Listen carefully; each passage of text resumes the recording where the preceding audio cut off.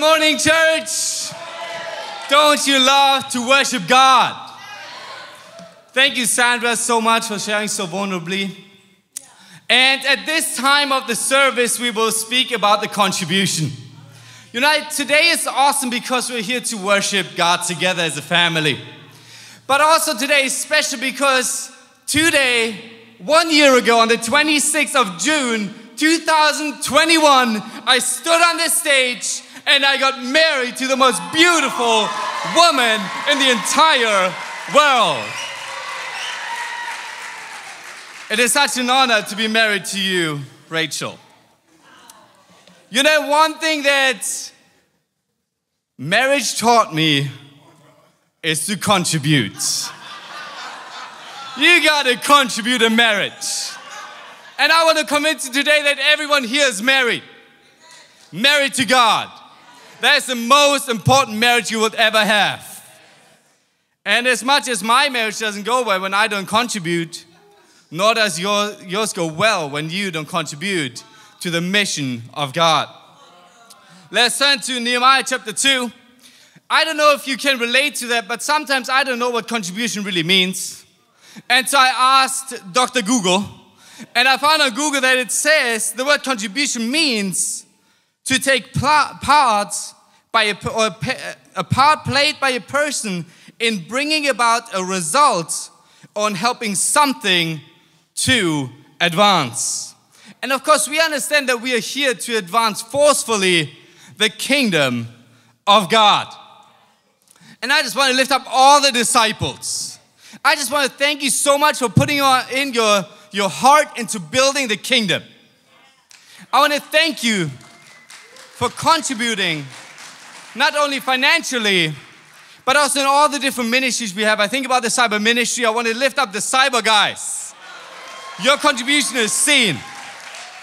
The singles ministry, the marrieds, and of course all the regions. It is so awesome to have a sold out collective of people in London.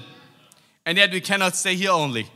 We got to go and we have the charge to evangelize all of Europe. And when we do well, we know that we always got to ask ourselves, how can we improve? And so Nehemiah chapter 2, where we'll jump in, I give you a little background. What happens is we're about in 450 BC, and Israel was just coming back from Babylon from the exile. And the city of Jerusalem was completely destroyed. And so Nehemiah, he was a cupbearer in Persia. And when he hears about this message, that the city of God is destroyed, that we say that the church is destroyed, he gets so sad.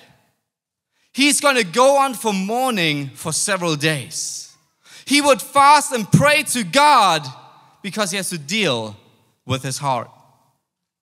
And as he is praying, it is so awesome what God does through prayer. There's a vision that crystallizes on Nehemiah's heart. And God tells him to go back to Jerusalem and rebuild that city. When he arrives, he would go into the city, check out everything and look at the destroyed buildings, the destroyed walls, and he would go in alone. And yet after he's done that, he would go to the people.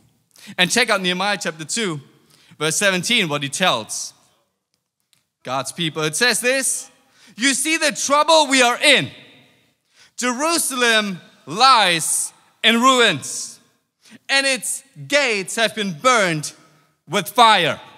That was true for Jerusalem, and that is true for London and for Europe today.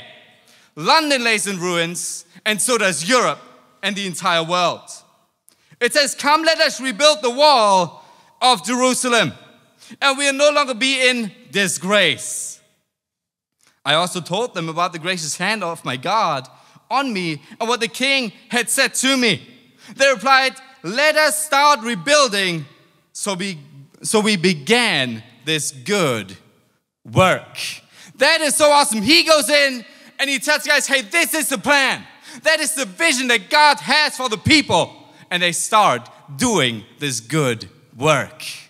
They're contributing. And yet you always got people who are not with you. Check out verse 19. But when Sanballat, Tobiah, and Geshem, the Arab, heard about it, they mocked and ridiculed us. What is this you are doing? They asked. Are you rebelling against the king? See, when it comes down to contribution, I want to convince you today that you're always contributing.